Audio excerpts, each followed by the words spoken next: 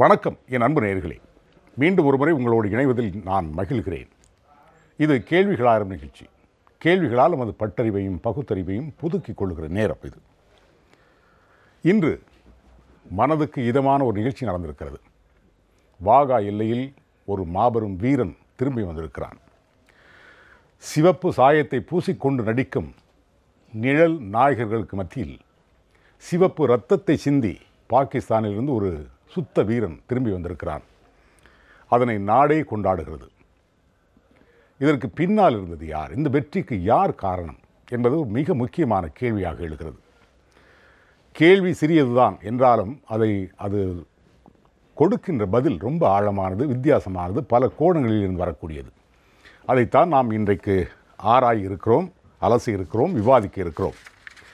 இதனோடு பொருந்தி போகிற ஒரு குறள், ஒருத்தார்க்கு ஒரு நாள் இன்பம், ஒருத்தார்க்கு ஒரு நாளை இன்பம், பொறுத்தார்க்கு பொன்றும் துணையும் புகழ்.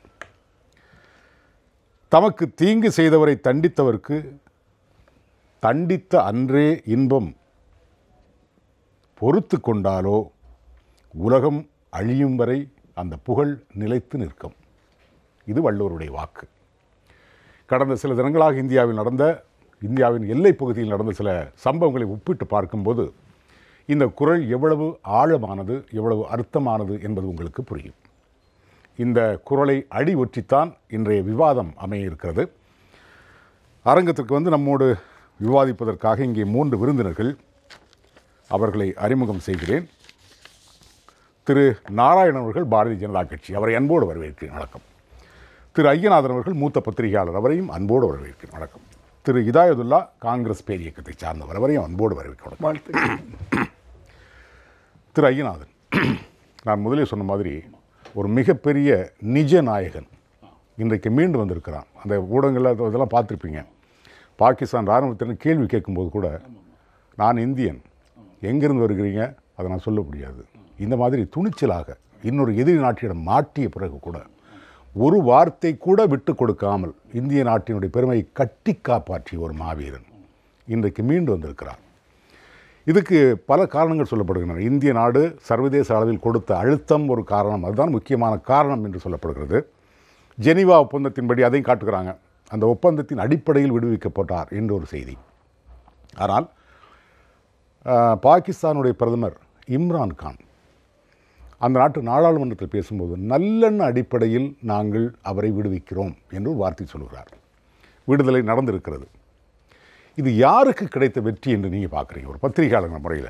இது ஒட்டுமொத்தமாக போர் ஏற்பட்டுவிடக்கூடாது, பேரழிவு நடந்துவிடக்கூடாது என்று நினைத்த எல்லா நல்ல உள்ளங்களுக்கும் கிடைத்த ஒரு வெற்றி என்று நான் கருதுகிறேன். அதில் இம்ரான் கானும் அடக்கம், இந்தியாவில் இருந்தவர்களும் அடக்கம், சர்வதேசமும் அடக்கம். Restrain, both the countries must keep restrained அப்படின்னு சொன்ன அந்த வார்த்தை கிட்டத்தட்ட எல்லா நாடுகளில் இருந்தும் ஒலித்தது.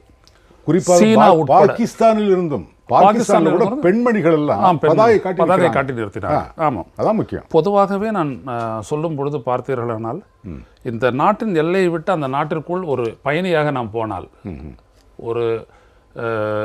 ஒரு சுற்றுலா பயணியாக போனாலும், ஒரு தொழில் நிமித்தம் போனாலும், அங்கே நடக்கக்கூடிய கிரிக்கெட்டை, இந்தியா பாகிஸ்தான் கிரிக்கெட்டை பார்க்க போனாலும் கூட நாம் புரிந்து கொள்வோம், நாம் நினைப்பது போல அல்ல பாகிஸ்தானுடைய உள் இடம். அதே நேரத்தில் மற்றொரு இடம்தான் அந்த நாட்டினுடைய இராணுவத்தினுடைய அயல் உளவு பிரிவு ISI என்பது தொடர்ந்து இந்தியாவிற்கு எதிராக ஒரு திட்டமிட்ட ஒரு தாக்குதல் யார் நடத்தினாலும் அதற்கு உதவி செய்வது. இது 2 நிலைகள் இருக்கின்றன. இந்த 2 நிலைகளுக்கு இடையில் இருக்கக்கூடிய ஒருவராகத்தான் அந்நாட்டு அரசும் அதன் தலைவரும் இருக்கின்றார். இது ஒரு யதார்த்த நிலை. இந்த யதார்த்த நிலையில் இருந்து எதை செய்ய வேண்டுமோ அதை அந்நாட்டு பிரதமர் மரியாதைக்குரிய இம்ரான் கான் அவர்கள் செய்திருக்கிறார்கள். எதிர்க்க வேண்டும், எதிர்க்கவில்லை. ஆனால் அதே நேரத்தில் அவர் சொன்னது, நான் நல்லெண்ண அடிப்படையில் என்று சொல்லும் பொழுது இந்த நேரத்தில் எது கூடாது என்று விரும்புவார்களோ அதை அவர் செய்திருக்கிறார். அதை நான் மிக முக்கியமான ஒரு விடயமாக நான் கருதுகிறேன். எப்பொழுதும் ஐநாவினுடைய பிரகடனங்கள் இருக்கின்றன. ஆனால் 2 நாடுகளும் ஐநாவினுடைய பிரகடனங்களை எவ்வளவெல்லாம் கடைபிடித்து இருக்கின்றன என்பதையெல்லாம் பார்த்தோம் என்றால் தெரியும். எனவே இங்கே நாம் கவனிக்கத்தக்கது என்னவென்றால், அவர்கள் அபிநந்தனை அந்த இளைஞர்கள் சிலர் அங்கே இருந்தவர்கள் அவரை தாக்கியதற்கு பின்னால் இராணுவம் வந்து கொண்டு போய்விட்ட பிறகு என்றால் நான் மிகவும் அதிர்ச்சியுற்றேன். அவர் மீது ரத்தம் வடிந்து கொண்டிருந்த அந்த காட்சியை பார்த்தவுடன் அதன் பிறகு அவர் பேசி வெளிவந்த அந்த காணொளி காட்சியை பார்த்தவுடன் தான் எனக்கு நிம்மதியானது. ஏனென்றால் he is a prisoner of war. இதை கடைபிடிக்கவில்லை என்ற நாம் 90,000 பேரை நாம் சரணாகதம் எடுத்திருக்கின்றோம். 1971 வங்கதேச வாருக்கு பிறகு வங்கதேச வாரில் 90,000 பேரை நாம் சரணாகதம் எடுத்தோம். மேஜர் ஜெனரல் அரோரா எடுத்தார். 90,000 பேரும் எந்த விதமான அவமரியாதைக்கும் உட்படுத்தப்படாமல் முழுமையாக நடத்தப்பட்டு அந்நாட்டிடம் ஒப்படைத்து செய்தது வங்கதேச வெற்றிக்கு இணையாக இந்திரா காந்தி அரசு செய்த மிகப்பெரிய ஒரு பணி என்று பாராட்டியிருக்கிறார்கள். அதை போல ஒரு போர் என்று வருவதற்கு வழி செய்யக்கூடிய ஒன்று இன்றைக்கு ஒரு நல்லெண்ண நடவடிக்கையின் காரணமாக தடுக்கப்பட்டு விட்டது. இந்த இடத்தில் நான் எல்லோரையும் இதற்கு பொறுப்பானவர்களாகவும் நல்லெண்ணம் கொண்டோர் அனைவருக்குமான வெற்றியாகவுமே கருதுகிறேன். திரு இதாயத்துல்லா, பாகிஸ்தான் கிரிக்கெட்டர் திரு வாசிம் அக்ரம் அவர்கள் ஒரு ட்வீட் செய்தி ஒன்று போட்டிருக்காங்க. ஒரு அருமையான செய்தி. திரு ஐயநாதன் அவர்களும் ஒரு குறிப்பிட்ட செய்தி மிக அழகாக சொல்லியிருக்கிறார்கள். அதாவது ஐஎஸ்ஐ தீவிரவாதம், அண்டை நாடுகளோடு உறவு, இந்த ரெண்டுக்கும் இடையில் இருக்கிற ஒரு அரசாக பாகிஸ்தான் அரசு இருக்கிறது. இதுதான் பிரச்சனைகளுக்கு காரணம். ஆனால் வாசிம் அக்ரம் போட்ட ட்வீட் வந்து எல்லாருமே ஏற்றுக்கொள்ளக்கூடிய ஒரு ட்வீட். உங்களுக்கு யார் எதிரியோ அவர்கள் எங்களுக்கும் எதிரி என்று வாசிம் அக்ரம் சொல்கிறார். ஆனால் இம்ரான் கான் சொன்னாரான்னா இல்லை. விடுதலை நடந்திருக்கிறது, வரவேற்கத்தக்க விஷயம். பாகிஸ்தான் என்ன செய்திருக்கணும், என்ன செய்யக்கூடாது, எதை செய்கிறது? Wasim Akram sportsman, Imran Khan sportsman. இன்றைக்கு ஒரு பிரதமராக ஸ்போர்ட்ஸ்மேன் இருக்கிறார். ஸ்போர்ட்டிவ் என்ற வார்த்தை ஆங்கிலத்தில் இருக்கிறது. எதை எடுத்தாலும் நீங்கள் ஸ்போர்ட்டிவாக எடுத்துக்கொள்ள வேண்டும் என்று பொதுவாக சொல்லுவோம். மேம்போக்காக எடுத்துக்கணும். ஆமாம், அதாவது அது வந்து ஒரு எதிரித்தனமாகவோ அல்லது வித்தியாசமாக எடுத்துக்கொள்வது, எதையுமே ஒரு நல்ல விதமாக பாசிட்டிவாக எடுத்துக்கொள்வது ஸ்போர்ட்டிவ் என்று சொல்வார்கள். அந்த அடிப்படையில் தான் உங்களுக்கு இதற்கு முன்பு நச்சிகிதா மாட்டிக்கிட்டார். 71 இல்லை, 99 71 மாட்டினவர் வேற சொல்லிட்டு வரேன். 99 நச்சிகிதா மாட்டினார். மே பிற்பகுதியில் மாட்டினார். ஜூன் 3 விட்டாங்க. ஏறத்தாழ 9-10 நாளைக்கு மேலே வச்சுருந்தாங்க. அப்போது இதே சட்டங்கள் தான் இருந்துச்சு. ஆனால் அன்றைக்கு இருந்த தலைமை என்பது வேறு, இன்றைக்கு இருக்கக்கூடிய தலைமை அந்த நாட்டில் இருக்கிறது வேறு. இன்றைக்கு இருக்க தலைமை 2 நாளில் அபிநந்தனை விடுதலை ஆக்கியிருக்கிறார்கள். இது ஒரு புறம் பாராட்டுக்குரியது. இந்த அபிநந்தன் அவர்கள் இன்றைக்கு தீமையிலும் ஒரு நன்மைன்னு சொல்லுவாங்க. இன்றைக்கு விங் கமாண்டர், முன்னாள் விங் கமாண்டர் உமாசங்கர் தன்னுடைய பேட்டியில் சொல்கிறாரு, 2 விஷயத்தை முக்கியமாக சொல்கிறாரு. இன்றைக்கு அவர் அந்த இடத்துல மாட்டிக்கிட்டு வெளியே வந்தனால இவரோட சீனியரோட ரொம்ப சீனியர் ஆகிட்டார். என்ன காரணம்னா, ஒரு அனுபவத்தை இவர் பெற்றுவிட்டார். இந்த அனுபவத்தை இனி மற்றவருக்கு அவர் சொல்லிக் கொடுப்பார். நம்ம இவ்வளோ தூரம் அனுபவம் வந்துச்சு பார்த்தீங்களா, இந்த அனுபவம் என்பது அபிநந்தனுக்கு கிடைத்த இந்த அனுபவம் என்பது எதிர்காலத்தில் நம்ம நாட்டுக்கு ஒரு ப்ளஸ் பாயிண்ட். அதாவது தீமையில் நன்மை, மைனஸில் ப்ளஸ். 2வது, நாம் கொஞ்சம் உஷாராக இருக்கணுங்கிறதை சொல்கிறார். ஒரு நாடு இன்னொரு நாடு எதிரின் பகை நாடு. மிலிட்ரினா பகை. நம்ம மிலிட்ரிங்கிறது அரசுக்கு கட்டுப்பட்டது. அந்த மிலிட்ரி என்பது அரசுக்கு கட்டுப்பட்டும் கட்டுப்படாத ஒரு விஷயம். நீங்கள் முதல்ல கேட்ட 2வது கேள்வி ஒன்று கேட்டீங்க இல்லையா, இராணுவத்துக்கும் அரசுக்கும் நடு என்று சொல்கிறீங்க. இந்த அரசே வந்து இராணுவத்துக்கும் மக்களுக்கு நடுவில் இருக்குது. இந்தியாவில் இராணுவம் என்பது அரசுக்கு கீழே இருக்குது. ஆனால் அங்கே அப்படி இல்லை. சில நேரங்களில் இராணுவம் அரசை விட மேலே நிற்கும். பல நேரங்களில் அந்த நாட்டில் இராணுவ ஆட்சி வந்ததுக்கு காரணமே அதுதான். அந்த நாட்டுடைய பின்னடைவுக்கும் அதுதான் காரணம். ஆக அற்புதமாக ஐயநாதன் சொன்னார், இந்திய மக்களும் மிக நல்லவர்கள், பாகிஸ்தான் மக்களும் மிக நல்லவர்கள். இது நான் மட்டும் இல்லை, அங்கே போயிட்டு வந்த எல்லாருமே சொல்கிறாங்க. சமீபத்தில் ஒரு திரைப்பட இயக்குனர், சினிமா இயக்குனர் போனார், நம்ம தமிழ்நாட்டு இயக்குனர். போயிட்டு வந்து ஒரு பேட்டி கொடுத்தாரு. நான் பாகிஸ்தானுக்கு போகிறதுக்கு முன்னால் என்னை கேட்டாங்க, போய் பாகிஸ்தானுக்காக போகிறீங்கன்னு கேட்டாங்க. சரி, நான் இந்த படம் எடுக்க போகணும் அப்படின்னு போனேன். நான் கடைத்தெருவுகளுக்கு போகிறேன், பொருள்கள் வாங்கினால் நீங்கள் யாருங்க, இங்கே இந்தியா, நீங்கள் பணமே தர வேணாங்க, போயிட்டு வாங்கினே கட்டி பிடித்து ஆலிங்கானம் செய்கிறார்கள். உணவு ரெஸ்டாரண்ட்டுக்கு போகிறேன், அங்கே இருக்கக்கூடியவர்கள் இந்தியாவா, ஏதோ ஒரு சகோதரன் கூட செய்ய மாட்டான், அவர்களும் கட்டிப்பிடித்து இந்த உணவுக்கு நாங்கள் பணம் வாங்க மாட்டோம், என்னுடைய விருந்தாக ஏற்றுக்கொள்கிறாங்க. அந்த மக்கள் எனக்கு அவ்வளவு வித்தியாசமாக தெரிகிறாங்கன்னு அவர் சொன்னார். அது மட்டுமல்ல, நிர்மலா தேஷ்பாண்டே என்று சொல்லக்கூடிய எஸ்ஏ டாங்கே என்ற ஒரு மிகப்பெரிய தியாகியுடைய மகள் உங்களுக்கு நல்லா தெரியும். இந்தியாவில் வந்து மிகவும் மதிக்கப்பட்ட ஒரு அம்மையார். அந்த அம்மையார் சொல்லும் பொழுது சரி, லாலு பிரசாத் போயிட்டு வரும்பொழுது சரி, இந்தியாவிலிருந்து யார் போயிட்டு வந்தவங்க போனால் சொல்லக்கூடிய வாய்ப்பு எப்படின்னா அந்த மக்கள். ஆனால் அங்கே இருக்கக்கூடிய இராணுவமோ அவர்களுக்கு கீழே இருக்கக்கூடிய தீவிரவாதிகளோ மிக மோசமானவர்கள். எப்படி? ஏன்னா அவர்கள் ஏதோ ஒரு பழிவாங்கும் எண்ணத்தோடையே இந்தியாவை பார்த்து கொண்டிருக்கிறார்கள். அதில் மாற்று கருத்து இல்லை. ஏன்னா நாம் ஒன்றும் இல்லை, ஒரு நாட்டையே அவர்கிட்ட இருந்து அபகரித்து ஒரு இன்னொரு நாடாக உருவாகி இருக்கோம். அன்னை இந்திரா காந்தி அவர்கள் 1971 சாதாரண விஷயம் இல்லை. ஏன்னா சொன்ன மாதிரி 93,000 படை வீரர்களை சரணாகதியாக அடைக்க வச்சோம். இப்போ நம்ம படை வீரர்ல ஒருத்தர் தான் அவங்க கொண்டு போனாங்க. 93,000 பேர், 7,000 பேர் படுகாயம், பல்லாயிரம் பேர் இறந்து விட்டார்கள். அது இறந்ததுக்கு 2 காரணம். பாகிஸ்தான் இராணுவமும் வங்காளிகளை தாக்கியது, முக்தி வாகினி படை. அங்கே நம்முடைய இராணுவம் பாகிஸ்தானை தாக்கியது. இப்படி பல வீரர்கள் அங்கே இறந்தும் பட்டார்கள். அப்படி இருந்து ஒரு மிகப்பெரிய நாட்டை அன்னைக்கு இந்திரா காந்தி அவர்கள் இது பண்ணி நம்ம ஒரு நாடாகவே வங்காளதேசங்கிற நாடு உருவாவதற்கு இந்தியா காரணமாக கூட இருந்துக்குன்னு சொல்லலாம். ஆனால் இவ்வாறு அந்த ஒரு பழி வாங்கும் எண்ணம் அங்கு இருக்கக்கூடிய சிலருக்கு இருக்கிறது. அவர்கள் தான் இராணுவத்தில் இருக்கிறார்கள், சில நேரங்களில் ஆட்சியாளராக வருகிறார்கள். ஆக இதையெல்லாம் நம்ம பார்க்கும் பொழுது நமக்கும் அவர்களுக்கும், நமக்கு பாகிஸ்தானை பற்றி வித்தியாசமான தகவல் வருது, அந்த நாட்டு மக்களுக்கு இந்தியாவை பற்றி வித்தியாசமான தகவல் போகுது. இது மீடியா, ஊடகங்கள், அல்லது ஊடகங்கள் அல்லாமல் அரசியல்கள். இதையெல்லாம் தாண்டி 2 விஷயத்தை நான் ஒன்று சொல்லி முடிச்சுக்கிறேன். சரி, மலேசியாவும் சிங்கப்பூரும், சீக்கிரமா சொல்லுங்க, ஒரு சின்ன இடைவெளி. மலேசியாவும் சிங்கப்பூரும் வேறு வேறு நாடுகள். ஆனால் 2 ஊரும் வந்து மொழி வேற. அது இங்கே சீன அதிகம், இங்கே மலாய். 2 பேருடைய கலாச்சாரம் வேற, 2 பேருடைய உணவு வேற, 2 பேருடைய பண்பாடு வேற.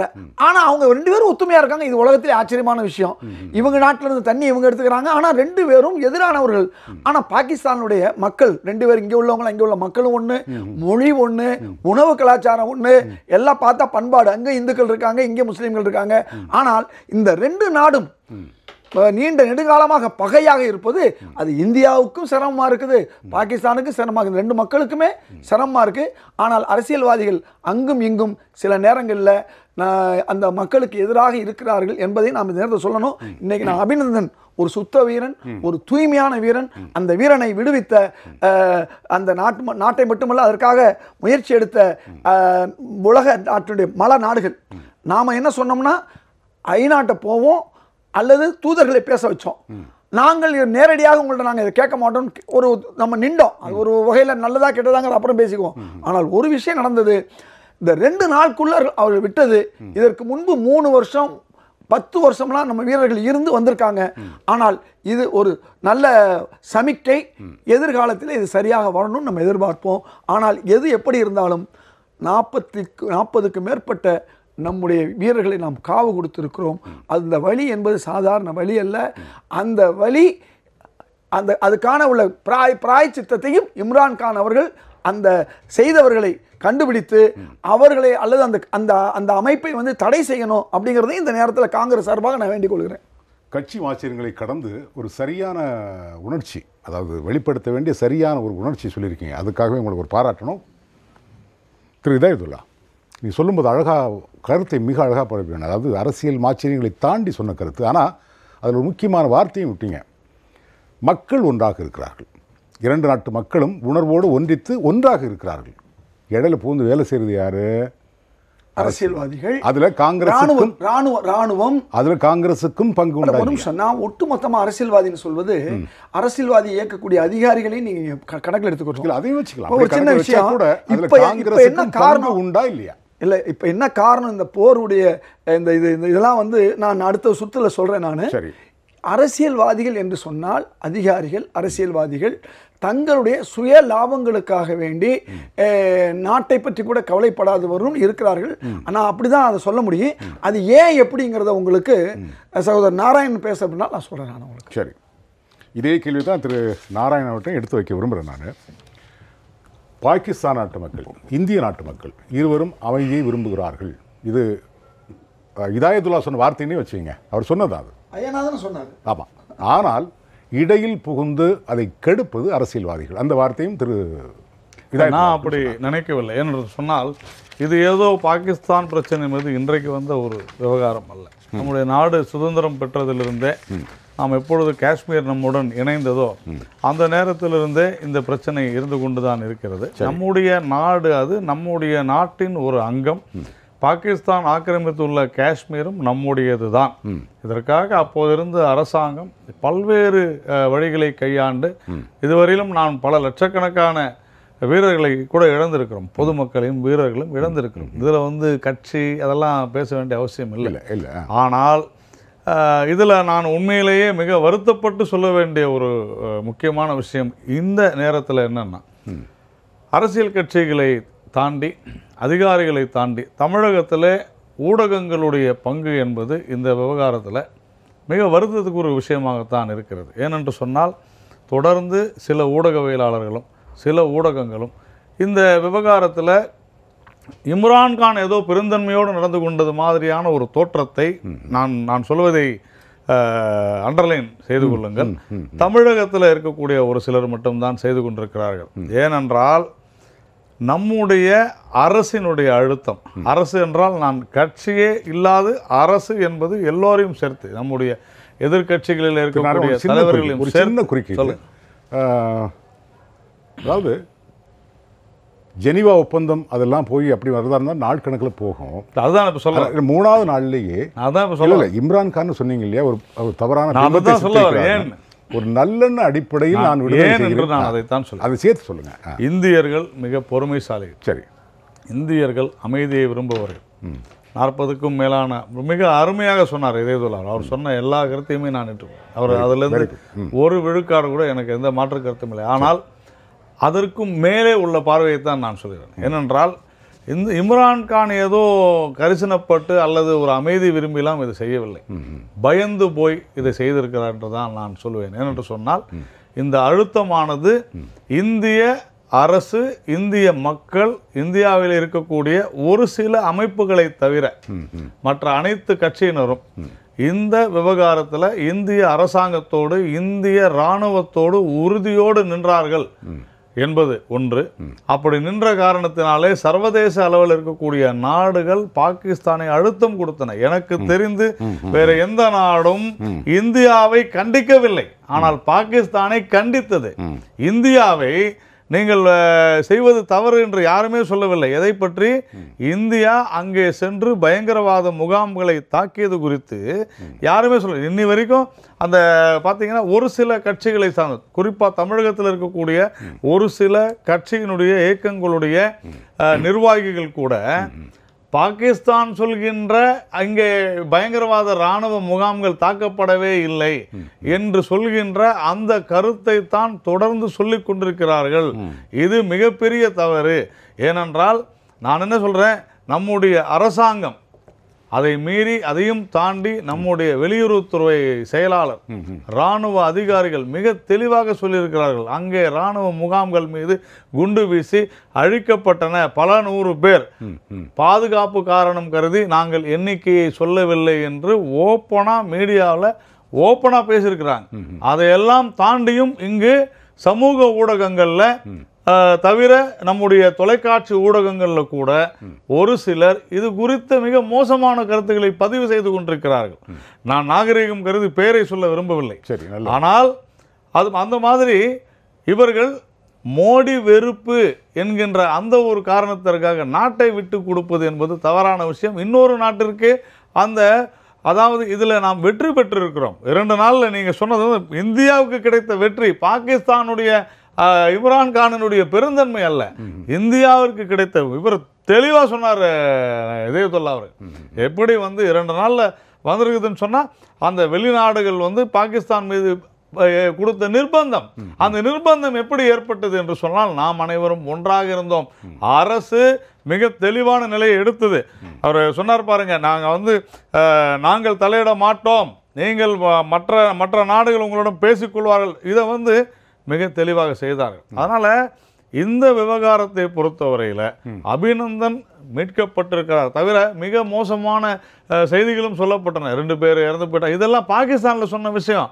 நம்முடைய விமானம் சுட்டு வீழ்த்தப்பட்டது, இது எல்லாமே தவறு என்று நிரூபிக்கப்பட்டது. அபிநந்தன் கூட அந்த விமானத்திலிருந்து அவர் எஜெக்ட் ஆகி மேலே போகிறார். ஒரு தொழில்நுட்ப காரணங்களால் அந்த விமானத்தில் ஏதாவது பிரச்சனைனா உடனடியாக அந்த விமானி மேலே கொண்டு செல்லப்பட்டு பேராசூட் மூலம் கீழே இறங்குவார். காற்று வேறு திசையில் அடித்த காரணத்தினால அவர் வந்து பாகிஸ்தான் ஆக்கிரமித்துள்ள காஷ்மீருக்குள்ளே சென்று விழுந்திருக்கிறார். இதையெல்லாம் தமிழகத்தில் நாம் அதிக அளவில் எடுத்து செல்லவில்லை. ஆனாலும் உண்மைதான் ஜெயிக்கும். இராணுவத்தை பொறுத்தவரையில் அவர்கள் யாருக்காகவும் பயப்பட வேண்டிய அவசியம் இல்லை, பொய் சொல்ல வேண்டிய தேவையில்லை. நாம் முதல்ல நாட்டு சட்டத்தை மதிக்க வேண்டும், இராணுவத்தை மதிக்க வேண்டும். அதே மாதிரி ஒரு துறையில் இருக்கக்கூடிய செயலாளர் சொல்வதை சந்தேக கண்ணோடு பார்ப்பது என்பது மிக தவறு. எனக்கு தெரிந்த வரையில் இந்திய அளவில் ஒரு சில கட்சிகளை தவிர, குறிப்பாக காங்கிரஸ் கட்சியில் ராகுல் காந்தி அவர்கள் முதல் நாளே தெளிவாக சொன்னார், நாங்கள் அரசோடு இருக்கிறோம், நாங்கள் இராணுவத்தோடு இருக்கிறோம் என்று. பல கட்சிகளில் ஒரு சில பேர் தவறாக கூட பேசியிருக்கலாம். ஆனால் திட்டமிட்ட ரீதியில் இது பாகிஸ்தான் உடைய பெருந்தன்மை என்று சொல்வதை நான் முற்றிலுமாக மறுக்கிறேன். இந்தியா சிறப்பான ஒரு வெற்றியை பெற்றிருக்கிறது. இப்போ காஷ்மீர் விவகாரத்தில் பாகிஸ்தான் தொடர்ந்து பயங்கரவாதிகளை ஆதரித்து கொண்டுதான் உள்ளது. அங்கே இருக்கிற பிரதமரோ அல்லது வேறு யாரோ அதிபரோ யாராக இருந்தாலும் அவர்களுக்கு என்று எந்த விதமான ஒரு கருத்தோ அல்லது அவர்களுக்கு ஒரு உரிமையோ அதிகாரமோ இல்லை. ஆனால் இது முழுக்க இராணுவம், அந்த நாட்டு இராணுவத்தினுடைய கட்டுப்பாட்டில் இருக்குது. அதனால் இது முழுக்க இந்தியாவுக்கு கிடைத்த வெற்றி. இல்லை, அதாவது அடுத்தடுத்த சுற்றில் பேசலாம்னா, இந்திய அரசு எடுத்த முயற்சிகளின் காரணமாக சர்வதேச அழுத்தம் கொடுக்கப்பட்டதால் இந்த விடுதலை. இன்னொரு பக்கம் இல்லை பாகிஸ்தான் பிரதமர் திரு இம்ரான் கான் அவருடைய நல்லெண்ணத்தின் காரணமாக அவர் சொன்ன வார்த்தை அது, அதனால தான் இந்த விடுதலை. இந்த ரெண்டையும் எப்படி பார்க்குறீங்க சார்? அவரே சொன்ன வார்த்தை தான். ரெண்டையும் எப்படி பார்க்குறீங்க நீங்கள்? இந்த சூழல் நிழல் எது நிஜம்? ஆமாம், இந்த சூழல் என்ன அப்படின்னீங்கன்னா, நீங்கள் எதை விரும்புகிறீங்க அப்படின்னும் போது உங்களோட நிலைப்பாடு மாறும். நான் ரத்தம் சிந்தப்பட்டதை கண்டித்தவன், அதற்கு ஒரு பதில் நடவடிக்கை எடுக்க வேண்டிய கடமையை ஆதரித்தவன், பாராட்டியவன். அதுதான் அந்த தாக்குதல். அதற்கு பிறகு எதுவும் நடக்கக்கூடாது என்று நினைத்தவன். சரி, இப்போ இங்கே கேட்டிருக்கிறாங்க, இம்ரான்கான் வந்துட்டு நல்லெண்ணெய் இது நம்மளுடைய ப்ரெஷர்லான தான் அவர் சொன்னார், அதில் நல்லெண்ணெய் நடவடிக்கையெல்லாம் ஒன்றும் கிடையாது, அப்படிப்பட்ட ஆள்லாம் அப்படிலாம் இல்லை அப்படின்னோம்னா, 3 ஆண்டுகளாக இந்தியாவினுடைய ஒரு நேவல் ஆஃபீஸர் கல்பூஷன் ஜாதவ்ன்றவர் இருக்கிறாரு. நீங்கள் ப்ரெஷர் கொடுத்து விடுவிச்சுட்டு இதை பேசுங்க. எத்தனையோ பேர் அரபிக்கடலில் அந்த மீன் பிடிக்கும்போது எல்லை தாண்டக்கூடிய 2 நாட்டு மீனவர்களையும் வந்துட்டு சிறையில் பிடிக்கும்போது இலங்கையில் பண்ண மாதிரி கொல்லலை, போட்டில் இடித்துலாம் சாவடிக்கலை பாகிஸ்தான். நம்ம யாரை பெரிய எதிரின்னு சித்தரிச்சுட்டு இருக்கிறோமோ அதெல்லாம் செய்யலை. ஆனால் அவங்க 2 பேரும் இதை எக்ஸ்சேஞ்ச் பண்ணிக்கிறதுக்கு 2-3 வருஷம் ஆகுது. ஏன்? அவங்கெல்லாம் சாதாரண மக்கள், அவங்கெல்லாம் ரொம்ப அரசியலுக்கு பயன்பட மாட்டாங்க. அதனால் நம்ம என்ன பண்ணுறோம், எல்லாத்தையுமே அரசியல் பயன் அப்படின்ற ஒரு இடத்துல இருந்து பார்க்கக்கூடிய சொற்கள் இவைகள் எல்லாம். எப்பொழுதுமே என்ன அப்படின்னோம்னா, ஒரு நல்லது நடந்தது அப்படின்னோம்னா, நல்லதை செய்பவன் எப்படி பலவீனத்தில் இருந்திருப்பான். நீங்கள் எதை வேணாலும் பேசுங்க, நான் மிலிட்டரி வரைக்கும் நான் இறங்கி பேச தயார். இந்தியா பாகிஸ்தானோட military strength, technical military strength, அவங்களுடைய ஸ்ட்ரைக்கிங் பவர், எல்லாத்த பற்றியும் நான் பேச தயாராக இருக்கிறேன். ஆனால் அது எங்கே கொண்டு போய்விடும்? அதுதான் சொல்ல வரேன். நம்ம ஒரு நிஜத்தை ஒத்துக்கிறணும். நான் இன்னும் ஒரு இன்சிடென்ட்ஸையும் நான் சொல்கிறேன். சரி, இதற்கு முன்னால் இதே மாதிரி ஒரு உள்ள பூந்து தாக்குதல் நடத்திய பிறகு அது ஒரு போராக வெடிக்காமல் இருந்த அந்த ஒரு சூழலில் பாகிஸ்தான் அமைச்சரவையில் இருந்த அமைச்சர்களும் அப்பொழுது இருந்த பிரதமரும் அதே நேரத்தில் கூப்பிடப்பட்ட ISI-னுடைய தலைவரும் சுஜத் ஹுசைன் என்று நினைக்கின்றேன், அவர்கள் எல்லோரும் இருக்கிறாங்க. அந்த நேரத்தில் நடந்தது வந்துட்டு ஒரு கேள்வி ஒன்று எழுப்பிச்சு. அப்போ அதை வந்துட்டு இப்படி தான் வந்துருந்துச்சு அந்த sir, do we have to suffer for your misdeeds? ISI-னுடைய நடவடிக்கைகளுக்காக நாங்கள் வந்துட்டு கஷ்டப்படணுமா, நாங்கள் வந்துட்டு சிரமத்தை தான், நாங்கள் வந்துட்டு காயப்படணுமா என்று கேட்கப்பட்டது. உங்களால் தான் எல்லாமே ஸ்ட்ரெயின் ஆகுது அப்படின்னு சொல்லிட்டு ஒன்று. ரெண்டாவது, இந்த இடத்துல வந்துட்டு 2 பக்கமுமே வந்துட்டு பெட்டர் சென்ஸ் ப்ரிவைல்டுன்ற நான் 2 பக்கமுமே எல்லோருக்கும் ஒரு பேலன்ஸ் இருக்குது அப்படின்றது காரணம் தான் வந்துட்டு கர்த்தாபூர் கொரிடார் அப்படின்ற அந்த இடத்த அந்த அந்த பிரிட்ஜுக்கான அதாவது அந்த பாதையை இங்கே இருந்துட்டு இன்டர்நேஷ்னல் பார்டர் பஞ்சாபில் உள்ள இன்டர்நேஷ்னல் பார்டர்ல இருந்து பார்த்தீங்கன்னா ஒரு 4 கிலோமீட்டரில் இருக்குது அந்த தர்பாரா சாஹிப் அப்படின்னு சொல்லக்கூடிய இடம். அங்கே தான் வந்துட்டு குருநானக் தேவ் வந்துட்டு கடைசி 15-20 ஆண்டுகள் வாழ்ந்திருக்காரு. அந்த இடத்துக்கு இது வரைக்கும் பைனாகுலரில் பார்த்துருந்தோம். அந்த இடத்துக்கு போகிறதுக்கான பாதைக்கு அந்த ஒரு ரோடை அமைக்கிறதுக்கு அந்த இடத்துல போயிட்டு எல்லாரும் பார்க்கறதுக்கான இது ஆரம்ப வாஜ்பாய் காலத்தில் இது ஒப்புக்கொள்ளப்பட்டு இப்பொழுது அது நடைமுறைக்கு வருது. என்ன நடைமுறைக்கு வருது? இந்த நாட்டினுடைய குடியரசு துணைத் தலைவரும் பஞ்சாபினுடைய முதல்வரும் ஒன்றா சேர்ந்து அடிக்கல் நாட்டி அதற்கான இது பண்ணுறாங்க. அது என்ன? அதே மாதிரி கட்டுப்பாட்டு எல்லைக்கோட்டு பகுதியில் கட்டுப்பாட்டு எல்லைக்கோட்டு லைன் ஆஃப் கண்ட்ரோல் அந்த இடத்துல பார்த்தீங்கன்னா இன்னைக்கும் இரு நாடுகளுக்கும் இடையே வர்த்தகம் இன்றைக்கு காத்தால வரைக்கும் நடந்திருக்குது. போகிறாங்க வராங்க. அப்போ என்ன அப்படின்னீங்கன்னா இது ஒரு விஷயத்தை வந்துட்டு இது ஒரு நாடு இன்னொரு நாட்டின் மீது நடத்தக்கூடிய ஒரு தாக்குதலாக இதை பார்ப்பது என்பது வேறு. ஒரு நாட்டில் இருக்கக்கூடிய ஒரு மாநிலத்தில் இருக்கக்கூடிய ஒரு சிக்கலை நாம் தீர்க்காததன் விளைவாக வேறொரு நாட்டில் இருந்து தூண்டிவிடப்பட்டு நடக்கக்கூடிய வன்முறை தாக்குதல் பயங்கரவாதம் என்பது வேறு. இந்த இடத்துல எல்லாத்தையும் ஒண்ணா போட்டு ஒரு வீர தீர பார்வையை நீங்க விட்டீங்க அப்படின்னம்னா நீங்க தீர்வுக்கான அவிழ்க்கப்பட வேண்டிய முடிச்சு அவிழ்க்கப்படாமலே 70 ஆண்டு காலம். இப்போ நான் என்ன சொல்றேன், நண்பர் நாராயணன் சொல்லும்போது லட்சக்கணக்கானவர்களை நாம் எழுந்திருக்கிறோம் பொதுமக்கள் உட்பட. இதே நாம் ஏற்றுக்கிறேன். 70,000 பேரை சத்ததை நான் பார்த்துருக்கிறேன். எப்படி இழந்தவங்களுடைய குடும்பத்தினுடைய அவலத்தையும் கஷ்டத்தையும் துயரத்தையும் நான் பார்த்துருக்கிறேன். இதை ஏற்றுக்கிறேன். நான் வந்துட்டு இம்ரான்கான் சொன்னால் ஏற்றுக்கூடாதா? அது ஏதாவது தேச துரோகமா? மனிதாபிமான கண்கொண்டு பாருங்க, மானுடத்தின் பார்வையிலிருந்து பாருங்க. யாரும் எல்லாருமே இந்த நாட்டு அரசோட தான் இருக்கிறாங்க. இந்த நாட்டு அரசு மக்களுக்காக இருக்கிறது தான் கேள்வி இங்கே அரசியல் ஆகுது. எல்லாரும் நாட்டோட அரசோட தான் இருக்காங்க. நாடு என்று சொல்லும்போது வரக்கூடிய அந்த அரசு நாட்டு மக்களுக்காக இருக்குதுன்னா இவ்வளவு கான்ஃபிளிக்ட் என்னத்துக்கு? அப்புறம் ஏன் அங்க அந்த மாதிரி வெடிக்குது? அப்போ இருக்கின்ற தவறை மூடி விட்டு உணர்ச்சிகளை தூண்டி விட்டு வேறொரு பார்வையில் பார்ப்பது ஒரு அரசியல் லாபத்திற்கு வழிவிடலாம். ஆனால் அது நாட்டை கொன்றுவிடும், நாட்டினுடைய ஆன்மாவை கொன்றுவிடும்.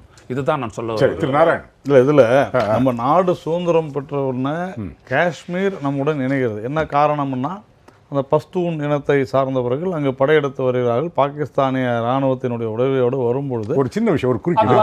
இல்லை நான் சொல்றேன், அது பரவாயில்ல. அவருடைய திரு ஐயநாதன் வரலாற்றை வந்து சேர்த்து இன்னொரு வார்த்தையை சொல்ல அது சேர்த்து பதில் சொல்லிடுங்க, விளக்கம் சொல்லிடுங்க. நீங்கள் இன்றைக்கு கன்னியாகுமரியில் பேசின திரு மோடி அவர்கள் பிரதமர் 1-2 வார்த்தைகள் சொல்லியிருக்கார். மக்கள் விரும்புவது பாதுகாப்பை, அச்சத்தை அல்ல. இந்த நேரத்தில் பேசக்கூடிய பேச்சாங்க யோசிச்சு அதுக்கு சேர்த்தே பதில் சொல்லிருந்தீங்க. சரியாக பேசுகிறேன். இந்தியாவின் முதல் பெண் பாதுகாப்புத்துறை அமைச்சர் நிர்மலா சீதாராமனும் விமானப்படை விமானி அபிநந்தனும் தமிழகத்தைச் சேர்ந்தவர்கள். அதாவது இந்த காலம், நேரம், சூழ்நிலை எந்த வார்த்தைகளை சேர்க்கணுமோ அந்த இடத்துல சேர்க்கிறார். உணர்வுபூர்வமான வார்த்தைகள். இப்போ அபிநந்தன் என்கிற வார்த்தை ஒரு தனி மனிதனுடைய பெயர் அல்ல. அதாவது 2 நாளாக பார்த்தீங்கன்னா 2 நாளாக என்ன ஆச்சுன்னா பிரதமர் வந்து அபிநந்தன் குறித்து பேசவில்லைன்னு பேசிக்கிட்டே இருந்தாங்க. இப்போ அபிநந்தன் குறித்து பேசணும், ஐயோ இப்போ போய் பேசலாம். இது எவ்வளோ அதுதான் நான் சொன்னேன். தமிழகத்தில் இருக்கக்கூடிய நம்ம நண்பர் ஐயநாதனை போன்ற தமிழ் தேசியம் பேசுபவர்கள் இப்படித்தான் பேசுவார். நேற்று கூட ஒரு பத்திரிகையில் பார்த்தேன், நான் பத்திரிகையின் பெயர் சொல்ல விரும்பவில்லை. நேற்று காலையில் வந்து தமிழகத்தை சேர்ந்த விமானி கைது, அதிகாரி கைது, இன்னைக்கு இந்திய அதிகாரி விடுதலை செய்யப்படுகிறார். என்ன சார், நான் என்ன சொல்றேன், ரெண்டுமே ஒரே பத்திரிகை. காலையில நேற்று ஒன்று வருது, இன்னைக்கு காலையில் அது வருது. இதுல என்ன உங்களுக்கு பிரச்சனை? இப்படி தொடர்ந்து 2-3 நாட்களாக பிரதமர் குறித்து விமர்சனம் செய்து கொண்டே இருந்தார்கள். பிரதமர் அந்த டிப்ளமேட்டிக் சேனல் விட்டு வெளியே வரக்கூடாது. ஏனென்றால் இராணுவத்திலிருந்து ஒரு அறிக்கை வந்திருக்கிறது. என்னன்னு, அபிநந்தன் குறித்து யாரும் பேசாதீர்கள், விவாதம் செய்யாதீர்கள், அவருடைய புகைப்படங்களை பகிராதீர்கள், அவர் குறித்த காணொலியை பகிராதீர்கள். அரசாங்கம் உடனே யூடியூப்ல சொல்லி 4 காணொலியை நீக்கணும்னு சொல்லி, இது எல்லாமே இராணுவ ரகசியம். இராணுவ ரகசியம் என்பதை நாம் ஏற்றுக்கொண்டிருக்கிறோம், சீக்ரெட் அப்படின்னு. ஆனால் அந்த இராணுவ ரகசியம் எல்லாத்தையும் இப்பயே சொல்லுன்றாங்க. எப்படி சார் சொல்ல? யாருமே காங்கிரஸில் எனக்கு தெரிஞ்சு யாரும் கேட்டாங்க. ஏன்னா காங்கிரஸில் தெரியும் அவங்களுக்கு, இத்தனை வருஷமாக ஹேண்டில் பண்ணுறாங்க. ஆனால் ஒரு சில தனி நாடு என்று கேட்பவர்கள் இந்திய ஒன்றியத்தோடு நாங்கள் இணைந்திருக்கிறோம் என்று சொல்லக்கூடிய அந்த தமிழ் தேசியம் மற்றும் இந்த நாடு ஒரே நாடு அல்ல என்று சொல்லக்கூடிய தேசிய சிந்தனை கொண்டதாக சொல்லிக் கொள்கிற ஒரு சில அமைப்புகள் கட்சிகள் கூட இந்தியாவை துண்டாட வேண்டும் என்று சொல்பவர்கள் கூட ராணுவ ரகசியத்தை இப்போதே சொல்லுன்னா எப்படி சொல்ல முடியும்? சொல்ல முடியாது. ஒன்று. ரெண்டாவது, ஐயா இல்லை நான் முடியும், நான் நீங்கள் பேசும்போது நான் குறுக்கல. நான் என்ன சொல்ல வரேன், பிரதமர் அவர்கள் மிக தெளிவாக சிறப்பாக பேசியிருக்கிறார். அபிநந்தன் அங்கிருந்து விடுதலையாகி வந்து விட்டார் என்பதை தெரிந்து கொண்டு தான் பேசியிருக்கிறார். அது வரைக்கும் அவர் வாய் திறக்கலை. ஏன் திறக்கலைன்னா திறக்கக்கூடாது என்பது அவருக்கு தெரியும். அவருடைய பொறுப்பு அது. அதனால் இப்போ பேசுறதுல எந்தவித தவறும் கிடையாது. நீங்கள் ஒரு அரசாங்கம் குறித்து விமர்சனம் செய்யலாம், யார் வேண்டுமானாலும் அரசாங்கத்தை விமர்சனம் செய்யலாம். சரி, ஆனால் அரசாங்கத்தை, இராணுவத்தை, விமானப்படையை நீங்கள் சந்தேகப்படுவது என்பது அது அவதூறு மட்டுமல்ல, அது நாட்டிற்கே நல்லதல்ல. இல்ல, எனக்கு தெரிஞ்சு ராணுவத்தையோ விமானப்படையோ யாரும் சந்தேகப்பட்டதாக இல்லை. இல்ல, நான் சொல்றேன் அது எப்படி சந்தேகம் நான் சொல்றேன். சரி, ராணுவத்தினுடைய அதிகாரி தெளிவாக சொல்லிடுறார், நாங்கள் இந்த பலகோட் என்கின்ற இடத்துல ராணுவ முகாம்கள் மீது, பயங்கரவாத முகாம்கள் மீது நாங்கள் இவ்வளவு கிலோ 2000 கிலோ வெடிகுண்டுகளை வீசி தகர்த்து எறிந்தோம்.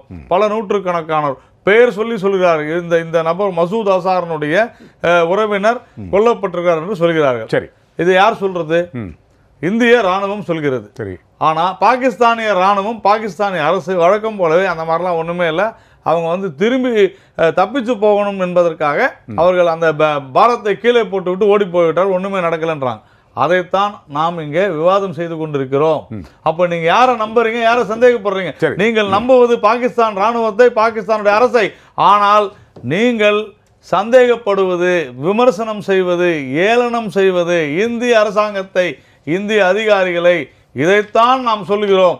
2 நாளா பேசாத போது இதை பத்தி பேசவே இல்லையே, இது குறித்து பிரதமர் பேசவே இல்லையே, அபிநந்தன் வார்த்தையே வரலையே. அபிநந்தனை பத்தி பேசலாம். அபிநந்தன் தமிழகத்தை சார்ந்தவர் சொன்ன இப்ப பேசலாமா? யார் ரகு கேட்கிறாரு, ரகு என்ன கேட்கிறாரு, இப்போ பேசலாமா? அப்ப பேசலன்னு சொன்னது கண்டிக்கிறீங்களா? சரி, நம்ம பேசலாம். முக்கியமான விஷயம், நான் கொஞ்சம் ஒரு சின்ன விஷயம், நான் இந்திய இராணுவத்தையோ இந்திய விமானப்படையோ கப்பல் படையோ துளி அளவு கூட நான் சந்தேகப்பட்டவன் இல்லை. இங்கே ஒரு லெப்டினன்ட் கர்னல் ஒருத்தர் இருந்தார். அவர்கிட்ட நான் அந்த விவாதத்தை தொடங்கும் போதே நான் சொன்ன வார்த்தை எனக்கு இன்னமும் மனசில் நிழலாகிவிட்டிருக்கிறது. நீங்கள் இங்கே விவாதத்துக்காக அழைக்கப்படவில்லை, நீங்கள் விவாதத்திற்கு அப்பாற்பட்டவர், நீங்கள் வணக்கத்திற்குரியவர். உங்களை கண்டு நாடே பெருமைப்படுகிறது, எல்லோரும் எழுந்து நின்று வணக்கம் செலுத்துகிறார்கள். எனவே நீங்கள் விவாதத்துக்குரியவர் அல்ல, சில விளக்கங்களுக்காக தான் கூப்பிட்டோன்னு சொல்லி தான் இந்த வேலையில் அவரை உட்காத்தி வச்சோம். எனக்கு இந்தியா சொல்லுது, பாகிஸ்தான் சொல்லுது, அதெல்லாம் விடுங்க. ஒரு தாக்குதல், புல்வாமாவில் ஒரு தாக்குதல் நடக்குது, 350 பேர். அடுத்த நாளே ஒரு பிரபலமான தினசரியில் வருது தலைப்புச் செய்தியாக, 350 பேர் பலி. யார்? தீவிரவாதிகள். உள்ளே போய் படித்து பார்த்தா ஒரு சின்ன ஒரு பேரால எத்தனை பேர் இறந்தார்கள் என்ற செய்தி இன்னும் அதிகாரபூர்வமாக அறிவிக்கப்படவில்லைன்னு போட்டுட்டு தலைப்புல பாத்தீங்கன்னா 350 பேர் பலின்னு போடுறாங்க. ஒரு கேள்வி சொல்ல 350 கிலோ குண்டு இதைத்தான் நான் இப்ப சொல்ல வந்தேன். ஆனால் இது சேர்த்து சொல்லிடுறேன். ஆனால் இந்தியாவிலையும் இல்லை, பாகிஸ்தான்லையும் இல்லை, எங்கேயும் இல்லை. பிபிசி என்பது ஒரு உலகத்தரம் வாய்ந்த ஒரு செய்தி ஸ்தாபனம். அந்த ஸ்தாபனத்தில் உள்ள ஒரு பெண் நிருபர் அந்த சம்பவம் நடந்ததாக சொல்லப்படும் இடத்துக்கு போய் பார்த்து அங்குள்ள ஆண்களையும் பெண்களையும் பேட்டி என்று சொல்லுகிறார். இங்கே உண்மை எப்படி வெளியே வரும்? தன்னாலே வெளிவரும், தயங்காது. அதனால எப்படினா வந்துடும். முதல் நாள் நம்ம நம்பணும், 350 பேர் போயிட்டாங்க போல இருக்கு, ஒரு சந்தோஷம் கூட வந்துச்சு நமக்கு. என்ன சந்தோஷம்? பரவாயில்ல, நம்மள்ட்ட 40 பேர் போனாங்க, இங்கே 350 போயிட்டாங்கன்ட்டு. அன்னைக்கு நம்ம நம்பணும். ஒரு விஷயம், உச்ச நீதிமன்ற தீர்ப்பு கூட சந்தேகத்துக்கு அப்பாற்பட்டதல்ல, விமர்சனத்துக்கு அப்பாற்பட்டதில்லை. பிரதமராக இருந்தாலும், அவர் பிரதமர் மன்மோகன் சிங்கா இருந்தாலும், மோடி அவர்களாக இருந்தாலும், எல்லாருமே விமர்சனத்திற்கு உட்பட்டவர்கள் தான். அதை யாரும் இந்த தூய்மை புனிதம்லாம் சொல்லிக்கிட்டு இருக்க முடியாது. ஆனால் உண்மை வெளியே வரும்போது, ஒரு பிரதமர் ஏன் ஆட்சி விட்டு போறாரு, அவர் மேல மக்களுக்கு சந்தேகம் வந்து எதிர்த்து ஓட்டு போடுறாங்க, இவ்வளவு விஷயம். இப்ப என்ன நடந்துச்சு? நேற்று செய்திகளை முந்தித்தரம்னு சொல்லக்கூடிய ஒரு தமிழ் டிவியில் கூட என்ன ஆகி போச்சுன்னு சொன்னா, அதை முழுமையா நேற்று போட்டாங்க. முதல் நாள் போட்டாங்க 350ங்கிறத. அதே தொலைக்காட்சி சொன்னாங்க இங்கேருந்து படை நம்முடைய விமானம் போச்சு. அவன் 3 நிமிஷம் கழிச்சு, மொத்தம் 6-7 நிமிஷம் தான் டோட்டல். 3 நிமிஷத்துல அவன் வந்துட்டான். இவங்க திருப்பி வந்தாங்க. வரும்போது குண்டு போட்ட இடத்த பூரா காமிச்சு நேற்று முழுமையா அந்த தொலைக்காட்சியில் சொன்னது. எதை வச்சு சொன்னாங்க? பாகிஸ்தான் சொன்னதையும் கேட்கல, இந்தியா சொன்னதையும் கேட்கல. சர்வதேச ஊடகங்கள், நீங்க சொன்ன பிபிசி உட்பட இந்த ஊடகங்கள் சொன்னது. ஒரு கஜா புயல்ல ஒருத்தன் செத்து போனா கூட உலகமே அறிஞ்சு போயிடும். ஒரு தென்னை மரம் விழுந்தா இத்தனை தென்னை மரம் விழுந்து எண்ணி இருக்கும். ஆனா ஒரு சவம் கூட இல்லைங்கிறது அடுத்த நாள் தான் தெரியும். உடனே தெரியாது. சவத்தை தூக்கிட்டு போகணும் இல்லையா, அல்லது சவத்துக்காக ஏதாவது பிரேயர் பண்ணணும் இல்லையா, எதுவுமே இல்லை. அப்ப எதுவா இருந்தாலும் உண்மை ஒரு நாள் வரத்தான். 350 தீவிரவாதிகள் கொல்லப்பட்டிருந்தார்கள். அது மட்டும் இல்லை, இன்னொரு விஷயத்தை நான் சொல்றேன். நேற்று நடந்த இந்தியர்களுக்கு மிகப்பெரிய மகிழ்ச்சி. நேற்று நடந்த ஒரு விஷயம், காலையில் 3 மணிலேருந்து 4 மணிக்குள்ள நடக்குது அதிகாலையில். அப்போ நீங்கள் முழுமையாக படமும் கூட எடுக்க முடியாது. எத்தனை பேர் செத்து போனாங்கிறது உங்களுக்கு தெரியாது. என்ன இருட்டில் ஒரு லென்ஸ் வச்சாலும் நிழல் தான் தெரியுமா, ஒளிமே முழுமை தெரியாது. அதை வைத்து கொண்டு நாமளும் நம்பணும். 350 400 அப்படி நம்பணும். அது இல்லை என்பது சர்வதேச ஊடகங்கள் மூலமாக வருது. எது உண்மை? அது மட்டுமல்ல, இது எக்ஸாஜுரேஷன். மக்களை தவறான வழிகெடுக்கக்கூடாது, மக்களுக்கு தவறான தகவல் கொடுத்துடக்கூடாது. அதுதான் இன்னைக்கு ரொம்ப முக்கியம். அது மட்டுமல்ல, அபிநந்தன் 10 மணிக்கு இங்கேருந்து போகிறார். எங்கேருந்து போகிறாரு? விமானத்தில் போகிறார். போன நேரத்தில் 2 விமானமும் சுடப்படுது. ஒரு விமானம் நம்ம ஊருக்குள்ளே விழுது. அதையும் நம்ம கண்ணால் பார்த்தோம். ஆனால் அந்த செய்தி இந்திய அரசு நமக்கு முதல் சொல்லலை. அபிநந்தன் 10 மணிக்கு விழுகிறாரு, 11 மணிக்கு படம் போட்டாங்க. எங்கேருந்து? பாகிஸ்தான்லேருந்து போட்டு உலகளாவிய அளவுக்கு வந்துருச்சு. ஆனால் 4 மணி வரை நாம் அதை உறுதிப்படுத்தலை. ஒரு செய்தி, அந்த அபிநந்தன்கிற ஒரு நம்ம ராணுவ வீரர், அவருக்கு என்ன ஏற்பட்டுச்சுங்கிறத நாம தான் சொல்லணும். ஆனால் அவங்க பிடிபட்டு இருக்காரு. முதல்ல நடந்தது என்ன, அவர் போய் விழுந்த இடத்துல இருக்கக்கூடிய மக்கள் போய் அவரை தாக்க முயற்சி தாக்கும்போது அழகாய் ஒரு எந்திரிச்சு ஓடி போய் ஒரு அருமையான வீரன் அவன் என்ன பண்ணார்னா, அந்த இதை பூரா கிழிச்சு, அந்த கடிதங்களை எல்லாம் கிழிச்சு ஆத்துக்கு ஓரத்தில் கொண்டு போய் போடுறாரு. போட்டுட்டு அப்புறம் ராணுவர்கள் வந்து அவரை எடுத்துட்டு போயிடுறாங்க. டீ குடிச்சு அவரை விசாரிக்கிறாங்க. ஆனால் இந்த மாதிரி செய்திகள் வருது. இதையும் நம்ம யோசிக்கணும். அப்போ சர்வதேச அழுத்தம் என்று சொல்லும் பொழுது சர்வதேச ஊடகங்களை நாம் நம்ப வேண்டிய கட்டாயத்தில் இருக்கோம். இன்றைக்கு நான் சொல்லலை, நேற்று எல்லா தொலைக்காட்சியிலும் இந்தியில் சொன்னாங்க, இங்கிலீஷில் சொன்னாங்க. அதை அழகாக தமிழில் அந்த குழிகளையும் காண்பித்து இந்த குழிகள் தான் காமிச்சாங்க. அதனால அதாவது தங்க ஊசிங்கிறனால கண்ணில் குத்திக்க முடியாது. நான் தங்க ஊசி தாங்க, என் கண்ணு என் கை தான், என் கண்ணை நான் குத்திக்க முடியாது. உண்மைதான். உண்மை தன்னாலே வரும். இருட்டினில் நீதி மறையட்டுமே, தன்னாலே வெளிவரும் தயங்காது. முதல் நாள் நம்ம நம்புறோங்க. நம்ம அரசாங்கம் சொல்லுது, நம்முடைய செய்தி ஊடகங்கள் சொல்லுது. நீங்க நம்புறீங்கல்ல 350 400. ஆனா உண்மை அது அல்லவே. ஆக மக்களை நாம வந்து உண்மையோட வழிநடத்தி சென்றால் நம்மை நம்புவார்கள். இதே இந்திரா காந்தி அவர்கள் செய்தார்கள் அல்லவா? என்ன நடந்துச்சு? இந்திரா காந்தி வந்து படத்தை போட்டு, அதாவது இறந்த வீரருடைய படத்தை போட்டு அவங்க வந்து எலெக்ஷன் கேம்பெயினில் போய் நிக்கல. அவங்க வாஜ்பாய் அவர்கள் இருந்தார்கள். கார்கில்ல மிகப்பெரிய வெற்றி, நம்முடைய வீரர்கள் இருந்தார்கள். அந்த வீரர்களுடைய படத்தை போட்டு வாஜ்பாய் அவர்கள் பிரச்சாரம் பண்ணல. ஆனா நம்முடைய பிரதமர் பிரச்சாரம் பண்றாரு. ரெண்டாவது அந்த 2 நாளும் இந்த 2 நாளும் காங்கிரஸ் கட்சி அகில இந்திய கூட்டத்தை கூட நிறுத்திருச்சு. எங்க தலைவர் அழகிரி போக வேண்டியவர் கூட டெல்லிக்கு போகல. ஆனால் நீங்க 2 நாளும் அமித்ஷா அவர்களும் பிரச்சாரம் பண்றது மக்கள் சந்தேகிக்கிறார்கள். இந்த விஷயத்தையும் சகோதரர் நாராயணன் பதில் சொல்லலாம். கண்டிப்பா இந்த விவகாரத்தை பொறுத்தவரை அவர் சொன்னாரு. அவர் சொன்னதில் அந்த விமானம் சுட்டு வீழ்த்தப்பட்டது இது எல்லாமே தவறு என்று நிரூபிக்கப்பட்டிருக்கிறது. அந்த விமானம் உதயதுல்லா அவர்கள் சொன்ன விமானம் இந்திய விமானமே அல்ல, அது பாகிஸ்தானிய விமானம். ஏற்கனவே எப்பொழுது எடுக்கப்பட்டதை நான் முடிச்சிடறேன். அதை நம்முடைய அரசாங்கம், அதாவது இராணுவம் தெளிவுபடுத்தி இருக்கிறது. சரி, விமானம் நம்முடைய எல்லைக்குள்ளதான் விழுந்திருக்குது. ஆனால் அபிநந்தன் நம்ம எல்லையிலிருந்து தாண்டி பாகிஸ்தான் ஆக்கிரமித்துள்ள காஷ்மீருக்குள்ள போய் விழுந்திருக்காரு. இதுதான் விஷயம். விமானம் நமது எல்லைக்குள்ளதான் விழுந்திருக்குது. அவர் எஜெக்ட் ஆகி மேலே தூக்கி அடித்த உடனே அந்த பேராசூட் மூலமாக அவர் அந்த பக்கம் காத்துல திசை மாறி போயிருக்கிறாரு. தவிர பாகிஸ்தானே அல்லது பாகிஸ்தான் ஆக்கிரமித்துள்ள காஷ்மீருக்குள்ள நம்ம விமானம் போய் விடலை. ஸோ அது ஒரு இஷ்யூ. இப்போ விமானம் கூட அந்த இதுக்கு போகலை. ஏன்னா விமானம் அங்கேயும் போகல, விமானம் நம்முடைய எல்லைக்குள்ளே தான் இருக்குது. அவங்க நம்ம எல்லைக்குள்ளே வந்திருக்கிறாங்க, நம்ம விமானங்கள் சுட்டு இருக்குது. ஒரு விமானம் பாகிஸ்தானிய விமானத்தை நாசம் செய்து ஒழித்து விட்டார்கள். அந்த விமானம் நம்முடைய பகுதிக்குள்ளே தொழில்நுட்ப காரணமாக கீழே இறங்கி விட்டது.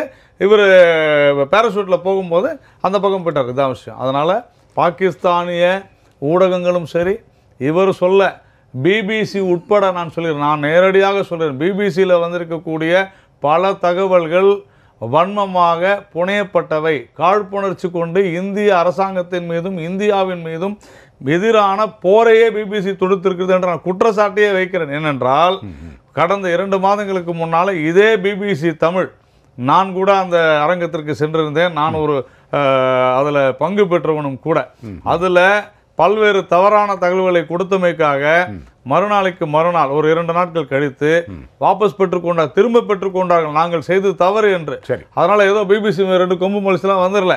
இதுல உங்களுக்கு முக்கியமான இடத்துக்கு வந்து நிற்கிறீங்க பாருங்க, ஒரு முக்கியமான இடத்துக்கு வந்து நிற்கிறீங்க. மீண்டும் நான் உங்ககிட்டே வரேன். திரு ஐயநாதன் குறுக்கிட விரும்புறீங்க, கொஞ்சம் சுருக்கமாக சொல்லிடுங்க. சிற்சில விடயங்கள் அதான் நான் எடுப்பினேன். இந்த ப்ரெஷர்னால தான் அவர் அபிநந்தன் விங் கமாண்டர் அபிநந்தன் விடுவிக்கப்பட்டார் என்றால் 3 ஆண்டுகளாக சிறையில் இருக்கின்றாரே, உங்களது பதில் என்னன்னு கேட்டேன்.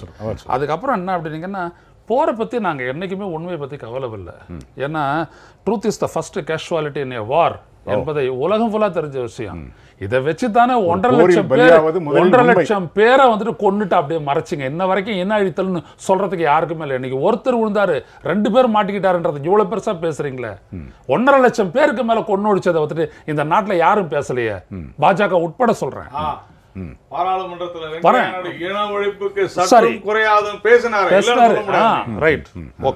அடுத்தபடியா பாருங்க, இங்க சொல்றாங்க பிரதமர் மோடி பேசாத போது பேசலையே, நீங்க பேச ஆரம்பிச்சா குற்றம் சாட்டுறீங்க அப்படின்னு நண்பர் நாராயணன் சொல்றாரு. பேசாத இருக்கிற போது அவரை பத்தி ஒன்றும் குற்றம் சொல்லலை. பேசின போது என்ன பண்ணாரு அப்படின்னோம்னா, எடுத்த உடனே வந்துட்டு ஒரு இடத்துல பேசும்போது அவர் என்ன பேசுறாரு அப்படின்னோம்னா வந்துட்டு பைலட் ப்ராஜெக்ட்னு வருது அந்த கான்ஃபரன்ஸ்ல. we do have a pilot ப்ராஜெக்ட்ன்றாரு. அடுத்தபடியாக இன்னொரு இடத்துல வந்துட்டு என்ன போடுறாரு அப்படின்னோம்னா வந்துட்டு நாம் இந்தியா அப்படின்னு சொல்லிட்டு பின்னாடி வச்சுக்கிட்டு அதை அரசியல் பண்ணி பிரச்சாரமாக்குறாரு. அப்போ ஒரு போரை, ஒரு நாட்டிற்கு வந்திருக்கக்கூடிய பாதுகாப்பு ரீதியான அச்சுறுத்தலை நீங்கள் தேர்தலோடு சேர்த்து உணர்ச்சியை நீங்கள் தூண்டி விடுகிறீர்கள் என்றால் அது எப்படி ஏற்றுக்கொள்ளப்படும்? அதுதான் நம்மளுடைய கேள்வி. எனவே அவர் பேசணும் பேசுறது அப்படின்றது வந்துட்டு இது ராணுவத்தை சந்தேகிக்க கூடாது. யாருமே சந்தேகிக்கலையே ராணுவத்தையோ. ஆனா ராணுவ தளவாடங்களை வாசிக்க இது பண்றதுல சந்தேகிக்காரது எப்படி போஃபோர்ஸ் பேரிங் பேர் ஊழல் வந்துச்சு, இல்ல எப்படி நீங்க வந்துட்டு ரஃபேல பத்தி பேசுறோம். அப்போ இந்த நாட்டு பாதுகாப்பு தொடர்பான பிரச்சனை தான் அது. அதனால இந்த இடத்துல வந்துட்டு ராணுவம் நம்ம நாடு, நம்ம அரசு சொல்றதை நம்பணும் அப்படின்னோம்னா நம்ம அரசு சொல்றதெல்லாம் நம்புறதுக்கு அப்படி பார்த்தோம்னா நம்ம ஆடிட்டிங்கே பண்ணக்கூடாது. ரஃபேல் சொன்னீங்கன்னு வச்சுங்க, ஆமா இல்ல சொல்றேன் நான்.